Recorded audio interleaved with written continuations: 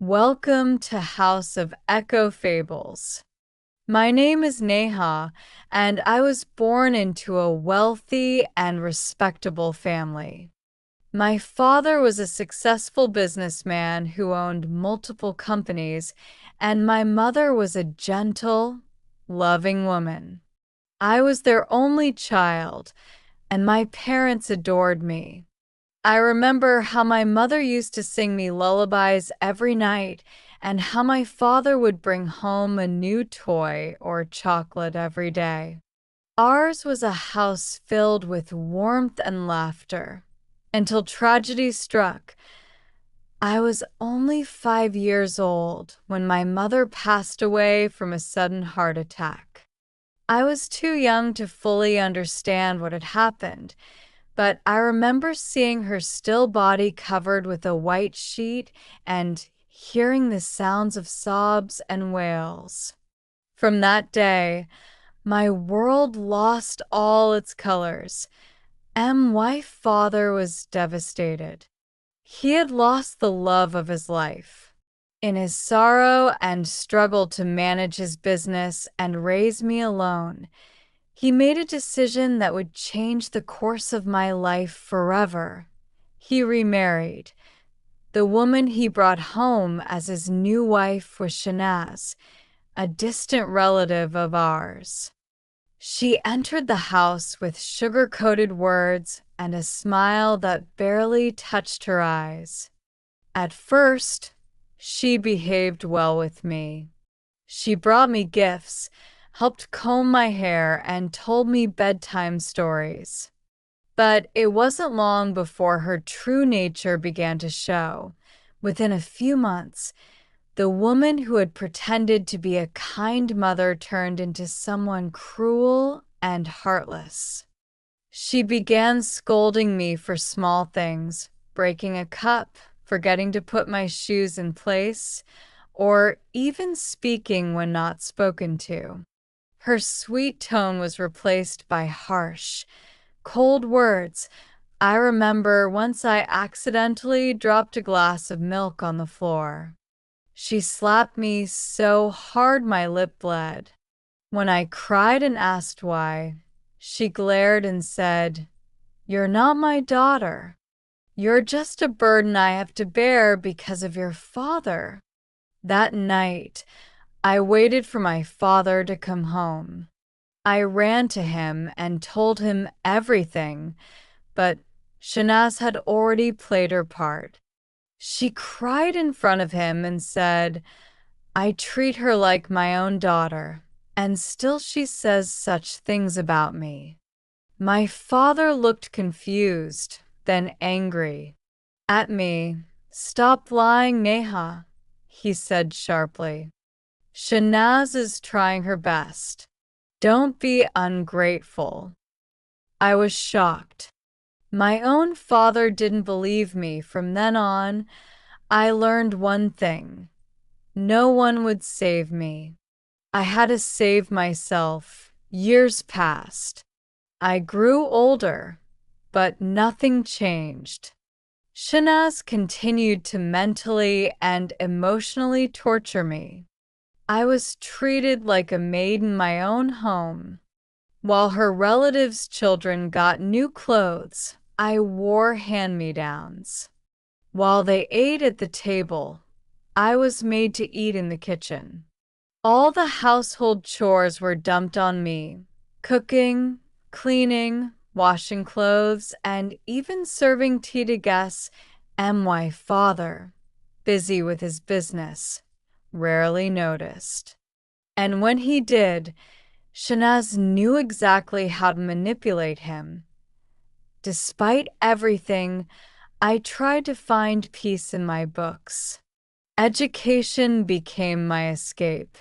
I used to stay up late studying, hiding under the blanket with a flashlight so Shanaz wouldn't catch me. I was a bright student and had dreams of becoming a doctor, of standing on my own feet, of helping others like me. But my dreams were crushed once again. When I turned 19, My father called me into the living room one evening. Shanaz sat beside him, smiling with that same fake sweetness that haunted my childhood. Neha, he began, we've found a suitable match for you. You're getting married next month. I stared at him, stunned. But, Papa, I wanted to study further. I want to apply for medical college. He frowned. You've studied enough. Now it's time for you to settle down. I looked at Shanaz. Her smiler Vardned, I pleaded, I cried, I begged. But no one listened. My dreams, my desires, my future, none of it mattered to them. They married me off to a man twice my age, a widower named Shahid. He was 42, had 2 children, one of whom was just 3 years younger than me, and lived in another city. I became not just a wife, but an unpaid maid and nanny, and my new house wasn't much different from the one I had left. Shahid wasn't a bad man, but he was emotionally distant. He treated me more like a caretaker than a partner. I was expected to cook, clean, and raise his children. There was no space for my own wishes or identity. One evening, while cleaning his study, I found a university admission form with his daughter's name on it. I stood there staring at it, tears welling up in my eyes. She was about to live the life I had once dreamed of. That night, I sat by the window and cried like I hadn't cried in years. And in those tears, something changed. Something awakened that I told myself. Enough was enough, that I started secretly studying again. I would complete all my work by day and then stay up late, reading, watching lectures on an old secondhand smartphone I had brought with me. I knew it wouldn't be easy, but I had no choice. This was the only way I could reclaim my life. One morning, Shahid walked into the room and saw me reading a medical textbook. He frowned. What's this? I'm studying, I said nervously. He stared at me for a long moment, then said something I didn't expect. If you want to study, go ahead. I won't stop you. I'll take care of the children. I couldn't believe my ears. For the first time in years, someone was giving me permission to live for myself, that I enrolled in a local college. I worked harder than anyone else. I would wake up at dawn, finish all the chores, get the kids ready, and then rush to my classes. I was often exhausted, but I felt alive that I graduated with distinction and was awarded a scholarship for a master's program in biology.